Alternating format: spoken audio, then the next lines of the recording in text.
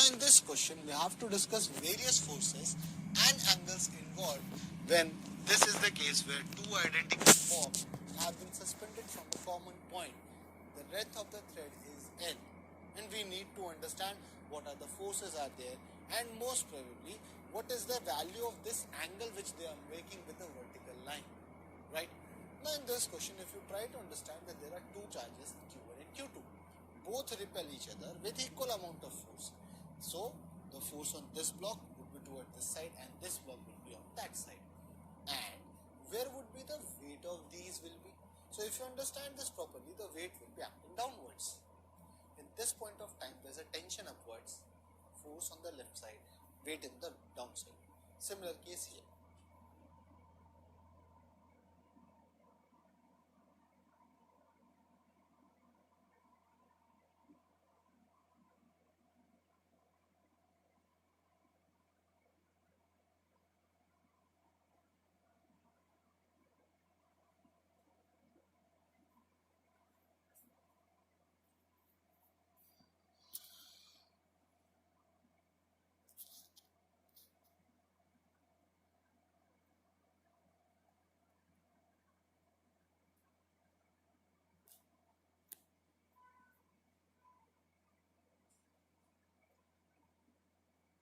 So friends, let's take our next question.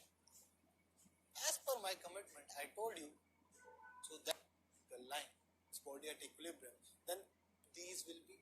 So if you understand this properly, the weight will be acting downwards. At this point of time, there's a tension upwards, force on the left side, weight in the downside. Similar case here. So these are the three important forces which are acting on the body. Now, if you want to understand their equilibrium, there can be two cases here. Maybe this force is not self-sufficient to keep this body at equilibrium, then the conditions will differ, right? And we will come to that later on. At this point of time, I am saying to you that this body is at equilibrium. Now when you say a system is at equilibrium, that means there is no movement or no acceleration on the body. Which one of is correct? Obviously no acceleration on the body. Movement can be there because if an object is moving with constant speed, the acceleration would be zero. So in here, I would like to say that equilibrium part comes when there is net force equals to zero and as well as net torque is also zero. So when you say equilibrium, all the forces should balance each other. Now how will they balance each other? This is the next important question. So let me give you x and y coordinate. Let's assume that this being the y coordinate and this is the x coordinate, right? Now for you, this being y, this being x, this is perpendicular. Let's have this coordinate. So this tension force is lying somewhere in the plane, xy plane. This force is lying along x-axis, this mg is lying along y-axis, right? So this is the force which is not lying on any axis. Let me resolve that. If this is vertical and this is vertical, these are the alternate opposite angles. So T can be resolved as upwards T cos theta, right? And towards this side can be written as T sin theta.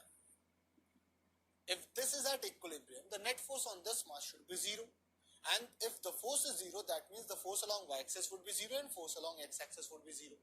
So when you calibrate this and you write that along x-axis,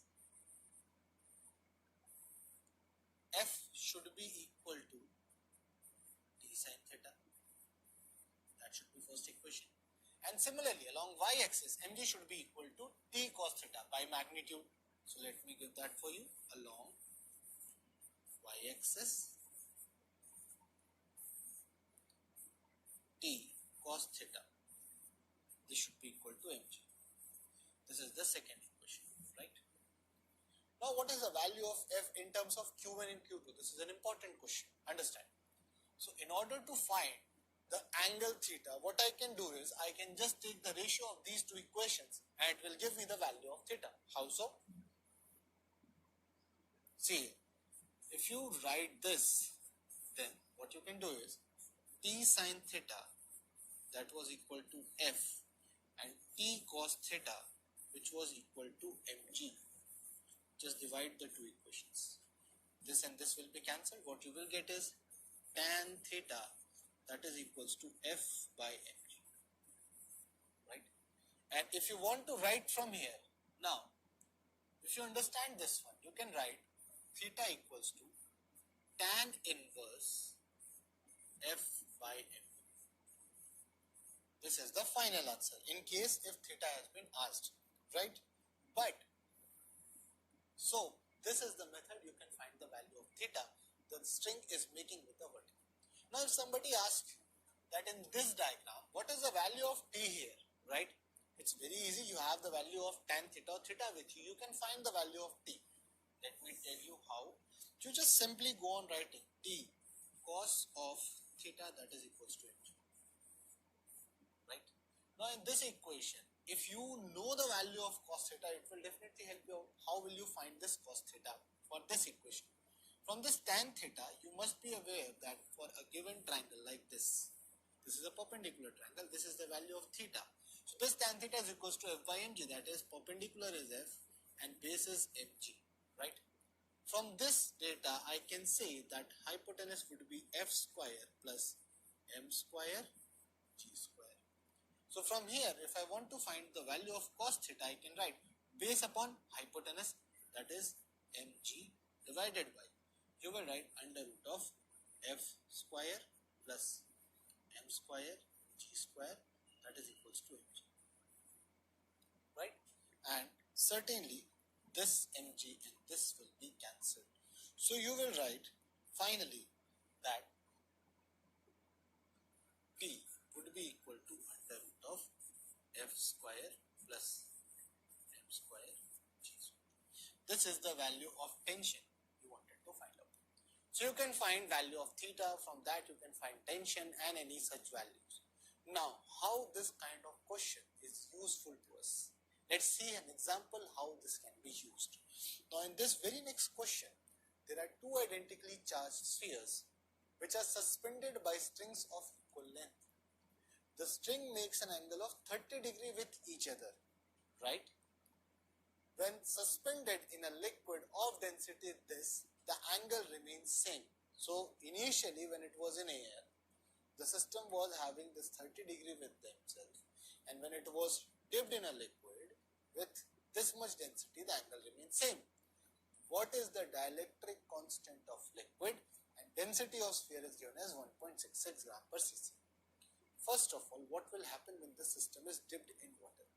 A new force will come into existence. Which one is it? Yes, it is buoyancy. So buoyancy will try to drag these balls up. Then in that case, definitely these balls should have been moved apart. An angle should have increased. But as per the question, the angle remains same. That means there was something apart from the buoyancy which was helping them to stay there. In order to understand that force, we need to draw these forces, right? So in this case, when you see, currently when they are in air, let's say this is air, right?